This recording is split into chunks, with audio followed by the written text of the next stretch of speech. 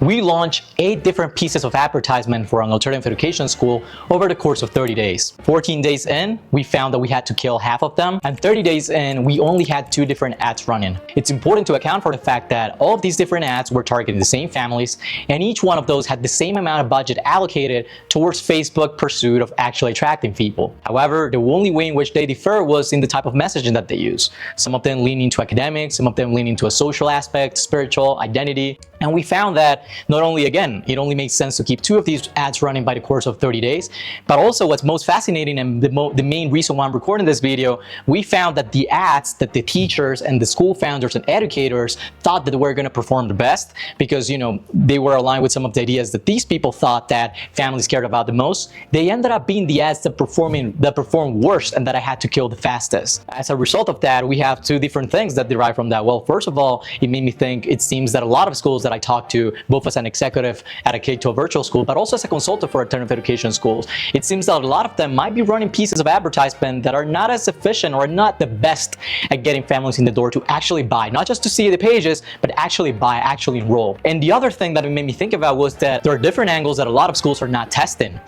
We might as well look at some of the data over the course of these 30 days that I ran this campaign for, and for you to see some of those lessons and go ahead and apply them to your own individual school. Because it doesn't really matter the amount of money that you're spending on advertisement. You know, some of you might see this video and you might think, well, I'm only spending $5,000 to $10,000 a month in advertisement. Why would I care about over optimization? You know, maybe I shouldn't care as much as someone who's spending $50,000.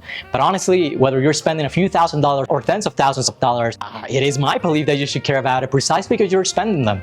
You're using hard-earned revenue that you could be using for something else towards investing in the acquisition of the right families. So are you really telling me that just because you're spending a low budget, you won't care about a future in which you attract more people at a lower cost, people that are invested into your mission and thus buy faster, so are less sales calls for your team, but also that refer to you to more people, but also that are just better to work with, you know, your teachers just love them.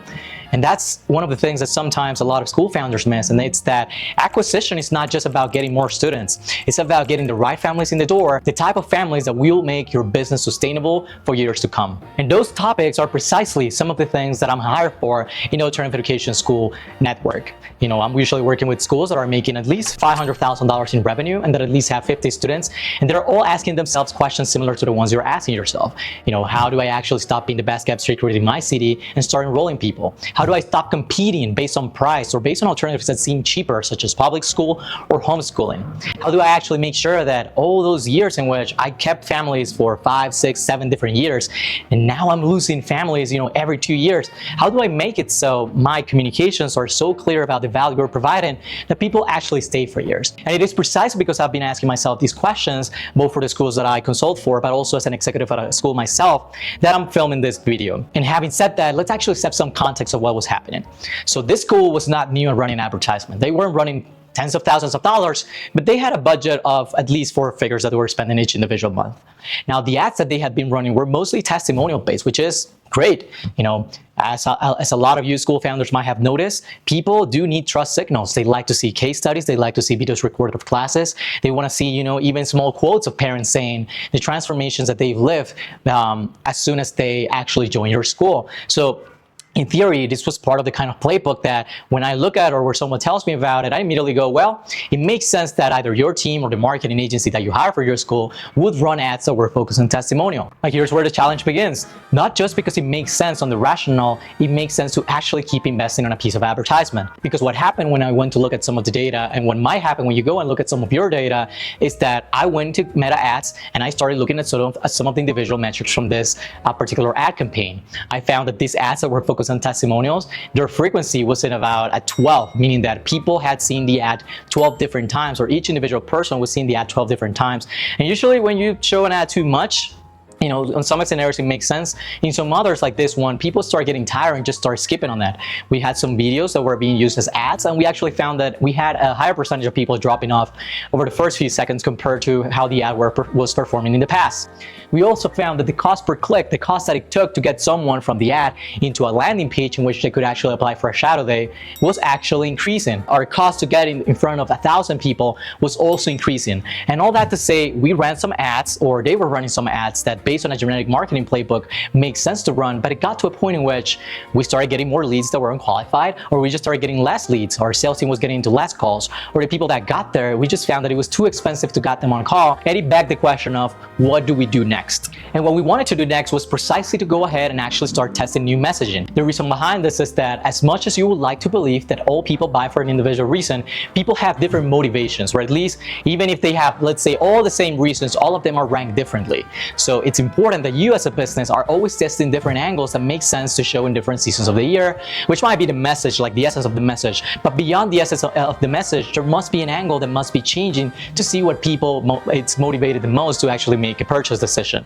So let's make this less abstract. In practice, this meant that we had some emotional angles. This was a private school, meaning that some people were coming from public schools. They were coming anxious, disengaged with learning, and it makes sense to have an ad to target that, to target at the emotional benefits that will come from joining the school. We had other ads that were talking about the track record of our individual teachers. We had teachers with decades of experience that were well loved in all the schools that they have been a part of, so it makes sense to highlight them. In some others, we were talking about academics because it happens to be that this particular school is focused more on projects, entrepreneurial projects, than regular academics, and that's something worth highlighting. Now, the important thing to know is that we were targeting the same families as you often should, but we were using different messages. And for this particular campaign, we had a budget that it makes sense to actually go ahead and spend on 8 different ads. But in reality, oftentimes I'm testing anything between 15 to 25 different ad angles. That's what I recommend, simply because it gives Meta more ads to choose from and to optimize your campaign based on. Now, the budget was significant enough to actually run 8 different ads at a time, but wasn't big enough to actually, for example, get data from them over the course of 7 days. The reason behind this is that you usually want to give your campaign enough time so that Facebook can show it to enough people so it can get a better sense of the people who are likely to click. Again, for this particular campaign, we ran it for 30 days. However, the first time in which we sat down and actually looked at the data, or at least with the level of detail that I usually do so, was 14 days in. 14 days in, we found that there were 3 different ads that had generated 0 leads. A lead for this particular school was a book called On Calendly, which only was possible after people filled up a form. So that was what I consider a lead. So for 3 of those ads, none of them generated a lead. For some of the others, they started pretty well. The ads were generating leads at a cost that I found acceptable, but then it just triple, and it just made itself impossible to sustain, or not impossible to sustain, but most likely, when compared to some of the other ads, it made no sense to be paying 4 times as much if some other ads got us better results. That's precisely the reason why 14 days in, we went ahead and actually shut down half of the ads. And you might think, well, shouldn't you get more data? Sometimes it makes sense to get more data, but some other times, especially when you have ads that are performing best and you have a limited budget, I'd rather just take that money from those ads that were not performing as well and just put them on the other ads so that I actually start getting more results, get more money, so that I can run more tests in the future. Now, there are an extra 2 reasons why you want to pause underperforming ads. The first one is that, well, if you're having ads that are already pretty efficient and getting you calls, you want to give more budget to Facebook so that Facebook has more budget to get you more people through that campaign. And the more people you get through that campaign, the faster you train the Facebook pixel to actually get you people that resemble them. The other reason is actually associated to the flip side of that. If you keep sending people to a landing page that are not buying, well, you're also giving signals, you're also training the Facebook pixel based on them. You don't want to be training Facebook to waste money on people who are not booking calls. Now, let's have a little bit of a checkpoint. What do we have so far? We have a school that is trying to get more of the right families into their door. They have a budget, and they're allocating that budget across 8 different ads.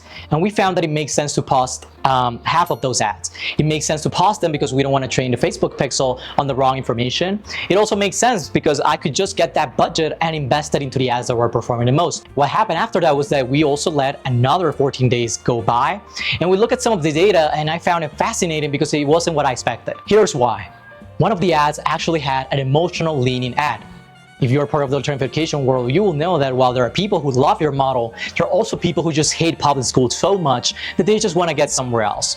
This is precisely why when you run an emotional ad, usually they tend to perform really well within the alternative education space. This might be an ad, for example, such as if you're a parent of a 10-year-old, and you've noticed that over the last few years, the spark in their eyes has dimmed and they no longer want to go to school, you might be interested in our school. So that might be an example of an emotional ad. And those ads, again, tend to perform really well. But what we found within the data of this individual school was actually that it was absurdly outperformed by an ad that I never expected was actually going to perform well. It was one of those ads that you just throw there and maybe get some data, maybe it doesn't. And for this particular school, it was actually an ad on academics. It was actually an ad related to the writing level that people could get to, the reading level that people could get to, and also some of the environment that a lot of the teachers kind of nurture. It was to some extent even a mixed up ad because it was not focused not only on outcomes from students, but also in the copy of the ad, not the image, but the copy below. Again, it mentioned some things related to the teachers. It happened to be though that this particular ad was getting us the most amount of people to actually go ahead and book a call. It got us the most clicks to the landing page at the cheapest price. And also, it just, again, as time passed, we didn't see an increase in the amount in all the variables, meaning that sometimes when you run an ad for a while, costs will start going up, but we actually saw the ad be more efficient. And not only more efficient compared to the other 7 ads that we were running for that campaign, but also way more efficient to all the ads that this school has run for the last few years. Now, there are 2 quick insights that you can derive out of this for your own individual school. The first one is that sometimes emotional ads are not necessarily the best ones. Believe it or not, there are families who are already sold into the story of alternative education, whether it means going to a classical academy, to a Jewish school, to a forest school, and they don't want to be fear-induced into making a decision. You know, there are some niches in which that fear and that scarcity and that urgency to make an action does work, and I've seen it work. For example, you know, every single semester that you don't change schools is a semester of their lives that they cannot get back. You know, that sounds kind of harsh, but a lot of families resonate with that, and a lot of families will get into your school for that, and then they will get in your school for all the other reasons that make your school different. But for this particular school, it seemed, at least based on this data point and based on some of the other data points, that a lot of the families didn't need to be fear-induced. They were already sold in. And to just see an ad that kept saying, you know, something emotional they felt wasn't something that made them make an action. In this case, was something that maybe repelled them to make an action, precisely because it was like, hey, I already have a wound. I already see it. Why do you keep pressing it? So that's the first insight. You know, there might be emotional ads that you're running that you want to make sure that you take a look at because, you know, maybe the logic is this will attract more people, but maybe what's actually happening is that you're repelling more people because you're making them feel bad about their situation. The other lesson that I want you to derive from this, and it's perhaps the most important one, whether you're running small campaigns that are maybe $5,000, $10,000 per month, or whether you're running bigger ones, which are $50,000 to $100,000 per month, one of the things that you have to really work on as a school founder, and that I tell all the founders who I work with, is that you have to make a choice sometimes between being right and actually growing your school up to a point in which you can accomplish the mission that you founded the school to accomplish. And what I mean by this is that sometimes as educators, you're so well versed on all the conversations that you've had with parents over the last few decades, and you can be very confident about the reasons why you think they're making a purchase decision. Now, if you keep mentioning those same reasons on sales calls, on landing pages, on communications, on ads, it might be the case that if you're right, you could get great results. But it might also be the case, and this is actually the case that I see the most often when I actually get embedded into a company and I look at their data, is that you might be basing your advertisement on the wrong assumptions. Like the school that I've been working on, you might be getting some great results, for example, from an emotional ad or from an ad that emphasizes academics or from ads that emphasize testimonials. You might be getting good enough results, but it might also be the case that you're getting results that are way underperforming in comparison to what they could be. And just because you have never run an ad that is efficient, you might be like, yeah, like our best ads have always gotten us application costs at $500 each, but you might not be opening up yourself to different narratives and different angles that you could be using in advertisement that maybe could get you to $100 per application form, maybe $50 per application form. And that's the main message that I was trying to give in this second point. You want to really detach yourself at times from what you think is right and what you think makes people buy. And you want to run different campaigns with different angles and look at the data every 7 days, every 14 days, every 30 days, every day. And this is all a question depending on your budget. And actually just detaching yourself and saying, well, it sounds like my hypothesis might not have been right, at least not within this individual campaign with these settings. Do I want to, again, put back money into testimonials and pay 5 times the price in order to get a result? Or do I actually want to take all of that revenue and put it into these ads that seem to be doing really well and just help more families and transform more families' lives? I want to make sure that the families that I work with are attracting the right families and the most amount of right families in the fastest amount of time possible. Sure, it's beneficial for me because the more revenue that I generate to you, the happier you are with our relationship. But also, frankly, I'm so selective with the kind of schools that I work with. I mean, at this time, I'm only working with up to 5 different schools, and I'm already working with 2. And I'm so selective that I'm not going to work with you unless that I feel deep down that you're actually transforming the world through the educational methodology or pedagogy or culture that you're implementing within the classrooms. All that to say, every time you're not running something that's more efficient, don't see it as, I'm not interested in money, or, I know what I know. Think about it from the perspective of there's someone out there who you're not helping that you could, and that you're not, sometimes because of ego. So we just did 30 days of ads, right? We only had 2 ads that we kept running. Those ads are getting us more calls, or qualified calls. Those calls are closing faster. Teachers are reporting that they're enjoying having the interviews with these families that are trying to go in. And also, we're freeing up more money either to invest or to save up. Now, what do you do next? Because the thing with business and growing a school is that every time you do something, new challenges will arise. For this individual school, for example, the challenge that arose was exactly not, hey, now we have ads that work, let's just keep running these ads for the next 12 months. But it was actually that now we have 2 data points of ads that do really well. We have 6 data points of ads that don't do as well. So what we started doing was essentially, let's take the 2 winning ads that we have and let's create variations. The variations might come in the form of changes into the images of the ads, maybe the description, maybe the headline, maybe the call to action, maybe the people that we were targeting with them. And we were creating new campaigns, new ad sets, new ads. And you know what we will do? 15 to 30 to 45 to 60 days from that point, we're gonna look at the data again. We're gonna look at some of the winners. We're gonna retest some of the hypotheses that we had, and then we're gonna run more pieces of advertisement. That's just how it works. You're always doing a game of optimization. Whether you're just maintaining because you're in a low enrollment season and you're just building attention for your school, you also wanna be optimizing. And if you're about to enter periods like May, June, July, August, well, it makes even more sense that you're optimizing, because chances are that you're spending 5 to 10 times more money compared to what you spend on low enrollment months, because you just wanna take advantage of the fact that the families are actually trying to make a decision right now. Now, the homework that I'm going to leave you with is precisely the one that you're going to be having every single week probably. And that is go into your ads manager and look at the data. How's the frequency? How's the cost per click? How's your cost per result? How many applications are you getting if that's the result that you're optimizing for? How has it changed? You not only want to see the results over the last 7 days, 14 days, but also over the lifetime of the individual ad. And just ask yourself, which ones make sense to keep running and which ones do not? If you don't have access to that data, or you don't know how to read it, or the only data you have is related to the ads manager, but then you don't know data such as what's my show rate, what's my close rate, how am I even calculating those things? Then the great thing is that you can either keep watching some of my YouTube videos related to advertisement that I'll keep uploading, or if you're actually ready to stop being the best kept secret in your city and actually start getting more of the right families who you love working with, who refer you, families who stay years, not just a single school year, then it might make sense for you to actually go down into the link in the description and check the right families method. It's a 12-week program for up to 5 schools at a time. And what we're essentially doing is that we're building the systems, the ads, the content, the emails, the sales scripts, the offer, the positioning, the website, basically anything public facing that you as a school has. We are rebuilding it so that you are attracting the right families and making them convert. And all of that is just happening over the course of 2 weeks. After those 2 weeks, what's actually happening is that, well, as you get more results, more challenges are going to start coming. So I want to give you 10 weeks in which we can solve them together. And we're going to do it in 3 different ways. We're going to have group mentorship sessions with our school founders.